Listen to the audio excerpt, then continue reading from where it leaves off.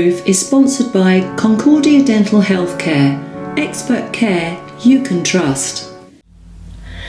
Hello and welcome back from the break. Thank you for joining me, Sarah Hopwood, as I continue this programme looking at, I think, just sharing advice and ideas about future-proofing. Yes, I sometimes interview guests, but I also share some of my knowledge and experience working with businesses and the merits of learning emotionally intelligent thinking. And in the first half, I started to talk about a case study, and as we were going into the break, I said that the company was very, very aware that a competitor was hot on the heels. They were making very, very quick time, if you like, on the ground, so they were being caught up very, very quickly by this competitor.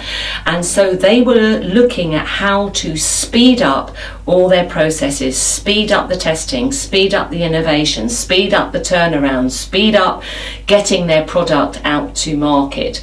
And with this in mind, they knew that the way they needed to start was to address the mindset of the leaders in the business and then to cascade that down.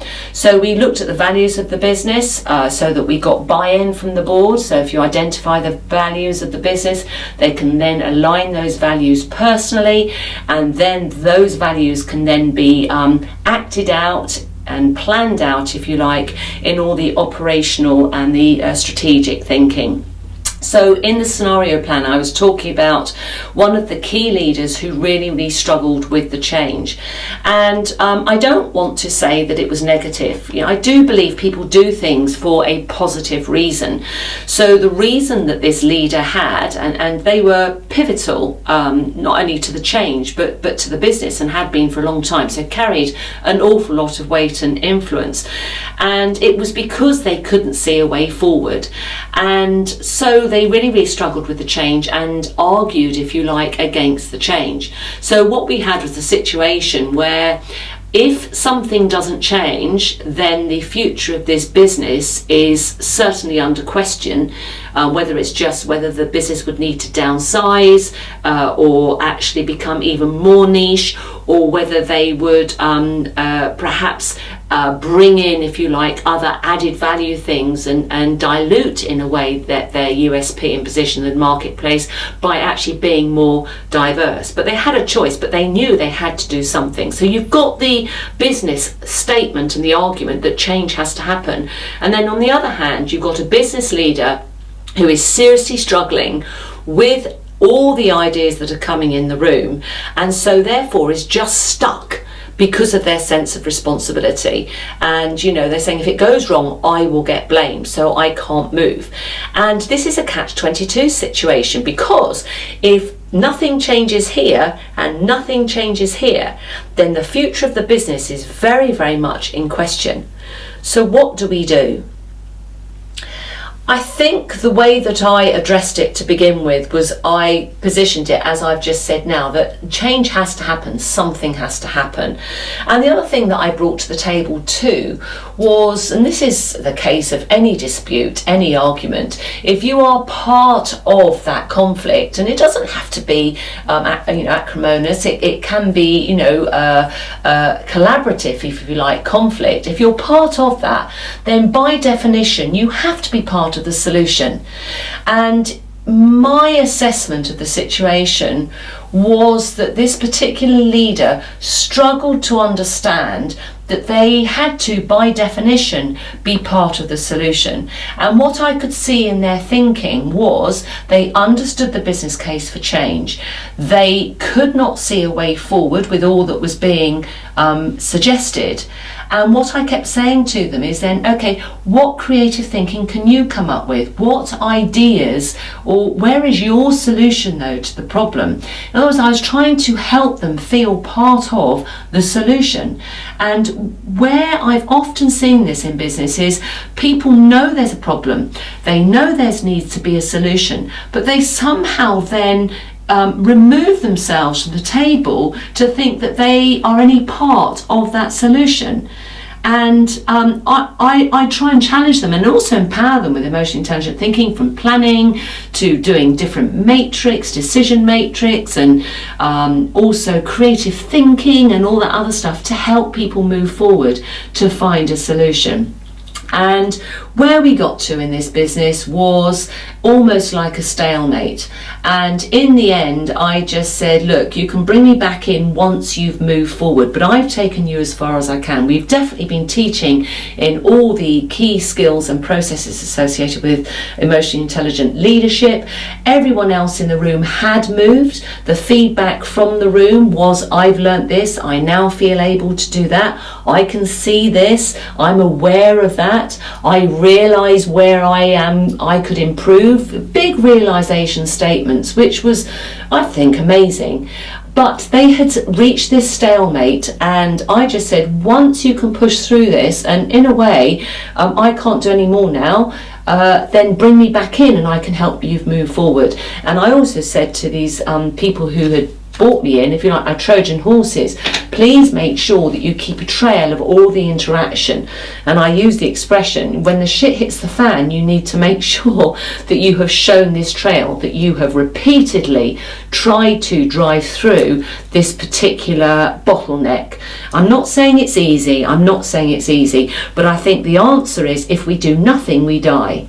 And I think, before now I've heard the expression, if I had fingers around my throat and I couldn't breathe, my top priority in the end is to get breath, and everything else goes away. And sometimes I find people struggle to scenario plan ahead to answer the question, if nothing changes, then? And what is the answer that then brings? And that can sometimes create enough energy for the change.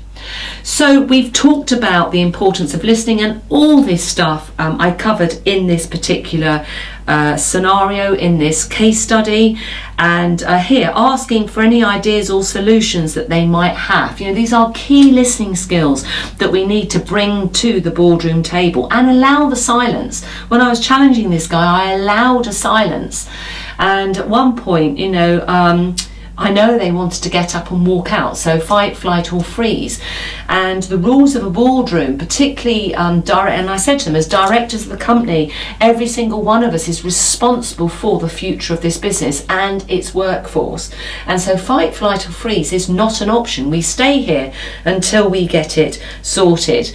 And the other thing I just wanted to read out was a definition of emotional intelligence includes the ability to perceive accurately, very relevant here, appraise and express emotions, the ability to access or generate feelings when they facilitate thought, the ability to understand emotions and promote emotional, intellectual growth. So the years ago of soft skill and fluffy this and fluffy that has gone.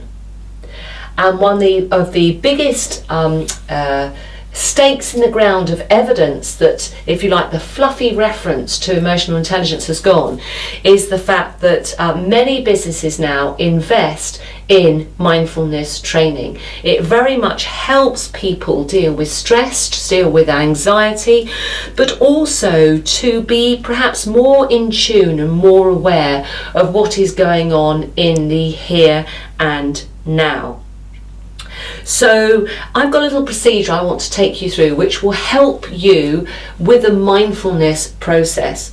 Take a blank piece of paper and write down the words, "What is on my mind?" at the top. And then turn the piece of paper to the side and then make 3 columns. Active concern heading up one column, maybe later for another column, and delete for another. And then all the things that are on your mind, write them in these columns of either active concern, maybe later, or delete. And that in itself, just getting whatever is going on in here, getting it out onto paper, can transform your mental state, because you can now start processing exactly how important some of these things are. And it's amazing what can end up in the delete column. So you delete all of the things that appear in the delete column, and you tell each of them one by one that you're done with them and that they should go away and never come back. Take the items of the maybe later column and put them on your maybe later list. If you don't keep it maybe later list, start one. And then the items in the active concern column, put them into your planning system.